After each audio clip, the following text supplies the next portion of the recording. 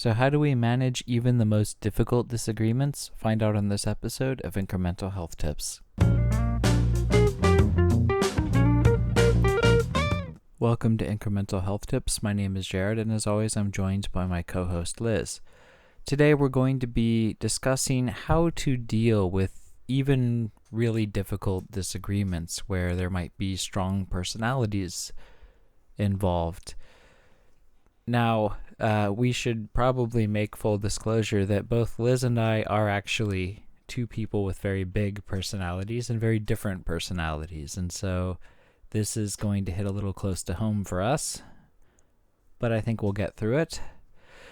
So today we're going to be talking about 6 tips for dealing with even the most difficult disagreements.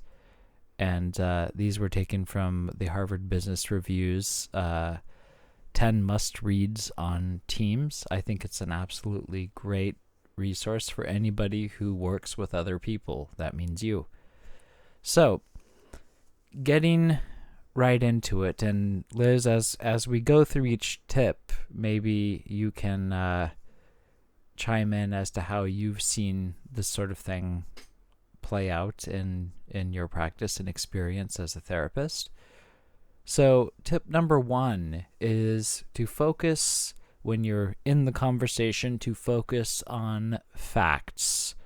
So be sure that you are only engaging with and discussing things that you actually know about. Otherwise, you might be arguing out of your feelings or out of a position where you are ignorant.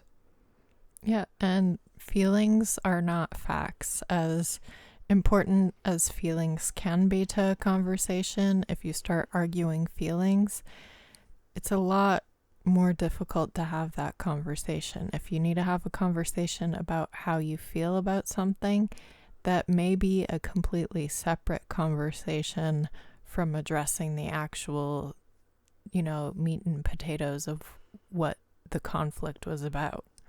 Well, and also you can't really respond to feelings. If somebody says, I feel in this particular way, you can, the response to that is, well, I'm either good or I'm sorry you feel that way, but you haven't, unless the purpose of your discussion was to actually talk about how each other feels, that's not always going to be a really useful thing, at least to start with anyways.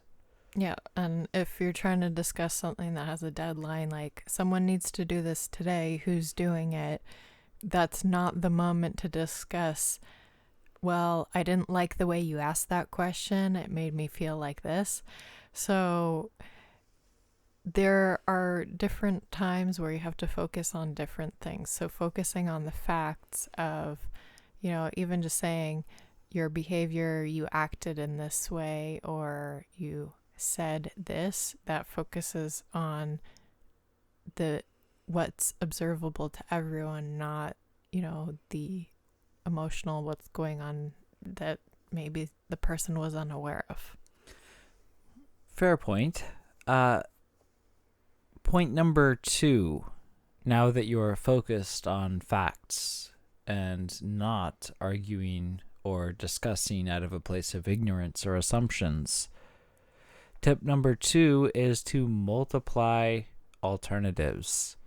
Now, what this means is oftentimes we have to compromise when we're talking with others. So part of compromise, if you're only offering one alternative, the other person may not find that agreeable. So when you're discussing a solution to your disagreement or whatever you're discussing, be sure that you can speak of the compromise as broadly as possible, and then you're much more likely to find consensus.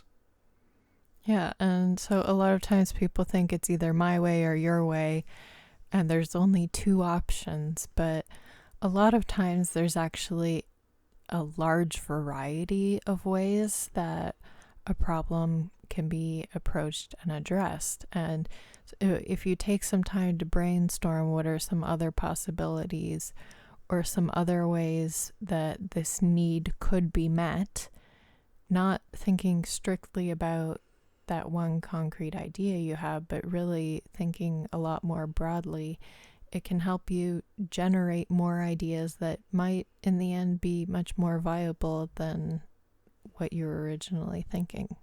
Well, that's true too, and you might find that the alternatives you think of are actually better than what you and the other party were actually wanting to begin with. Tip number 3 is to create common goals. Now, this seems like a pretty obvious point, but sometimes, especially if you know a discussion is going to be a little contentious, you can actually right up front say, here's my goal for this conversation. Like, can we agree or establish some goals? And so this gives you a point of focus that you can actually pull yourselves back to if you find yourself getting off, off topic. And so this can actually reduce a lot of potential conflict, because if you're starting from the basis of an agreed upon grounds to discuss, then you're going to find a lot more common ground, and you have a way of pulling the other person, or the way of checking yourself against going off of topic. Well, and if you go back to what your goal is, that can also help with expanding what the options are. Because if you think you know what the solution is, we'll go back to your goal, and then that might also help with multiplying the ideas. If you have a broader goal or a specific goal, that's going to impact what options you generate. Well, as well, it can really inform as to whether or not, when the conversation is over, was your conversation a success? Because nobody is going to leave a disagreement entirely happy, or you shouldn't. That's not typically how life works. So, but understanding your goals, if your goal is to understand the other person's point of view, well, that might be a much more realistic way to measure the success of the disagreement. Tip number 4 is to use humor. Now, humor can actually seem really contrived at times, and it can seem a little forced, but you can actually use humor very effectively to break tension if you're having a tense conversation. There's, of course, boundaries of when it's appropriate or not appropriate to use, but if you're having a tense conversation, sometimes using a little bit of humor can help you and that person just relax a little bit and sort of find some. Maybe you don't have common ground, but if you share a laugh, that is at least something. Yeah, and I have joked with clients before that I should market myself as the laughing therapist, because I approach therapy in a really lighthearted way, and that allows my clients to relax and open up, and sometimes they even laugh. And it doesn't even have to be, the kind of joke that makes you belly laugh hysterically. It could just be something that helps the person just feel a little bit lighter. Yeah, one of my mentors has a unique. We need to get him on the podcast sometimes. He has a unique upbringing, but one of his icebreakers with especially young teens in his office, he was a gang member who turned his life around and became an academic, but he actually lost a tooth in a public protest when he was younger, and so he has one that just snaps in. And so one of the things that he used to do to break tension with teenagers is just pull out one of his front teeth and just set it on the desk in front of the client, and they just really wouldn't know what to make of that. But it really sort of eased the tension and sort of broke down any sort of those preconceived notions at what talking to someone of his credentials would be like. It's quite disarming. Point number 5. Tip number 5 is to be aware of any of the power structure imbalances. So what we mean by this is if your disagreement is with in a situation where there is an imbalance of power, that can play to how you should respond to it. If you're going to have a disagreement with your boss who has the ability to fire you, you might consider approaching that conversation differently or more tactfully or in some other way. So being aware of power imbalances, just thinking, and Liz, you might be able to speak to this, some women are not comfortable having conflict with men directly, and so also it's being aware of some of those sorts of things. And so maybe that might be changing the venue of it to, instead of a face-to-face meeting, make it a Zoom call, and maybe there's less concern about the physical intimidation in that way.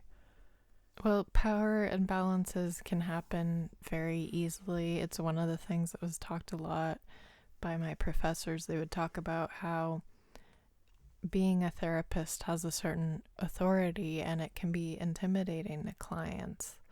And so it's something I'm very aware of, that you really have, as you know, if you're the leader in the situation, you want to be able to speak to people in a way where they're going to feel comfortable giving you honest feedback, because that's important information for you to have. But if you're speaking to your boss, then the context is you've got to remain professional and recognize their authority and do the best you can with figuring out how to manage those differences.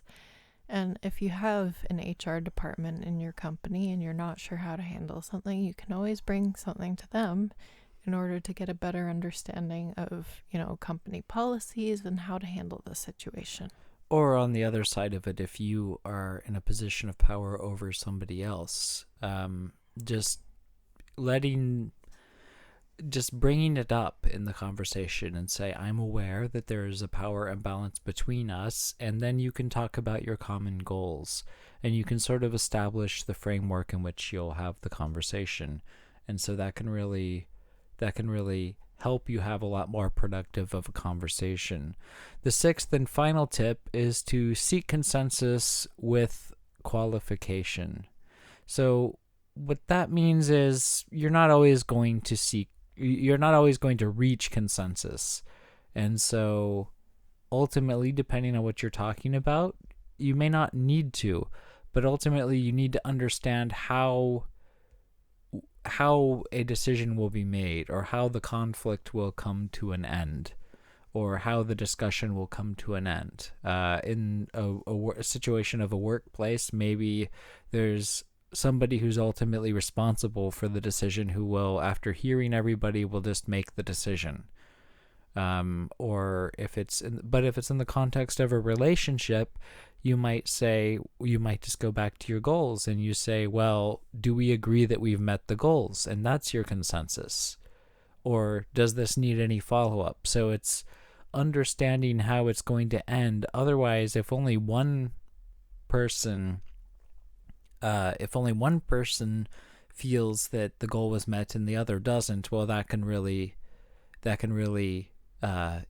throw gas on an already bad situation. So understanding that is really important. Yeah, and you can have, a conflict in goals. The parent's goal might be to get their child to bed, and the child might have the goal of staying up as late as possible. And so the way that you approach things is, in that case, you might not need consensus, but the child has to understand they've got to get to bed when the parent says. And so it's not necessarily that the person feels happy with the outcome, but more so that they understand this is the direction that things are moving in, regardless of what they might feel internally about it. Well, and also it reiterates the purpose for the communication. In a parent-child relationship, especially, that communication is more often than not one way, not two ways, despite their best efforts. Anyways, that's all the time we have for today. But if you enjoy our content, please continue to like, share, comment, and subscribe. We really do appreciate it. And let us know in the comments if we missed any important tips on how to deal with difficult disagreements. And until next time, remember that small steps can lead to big changes. We'll see you next time.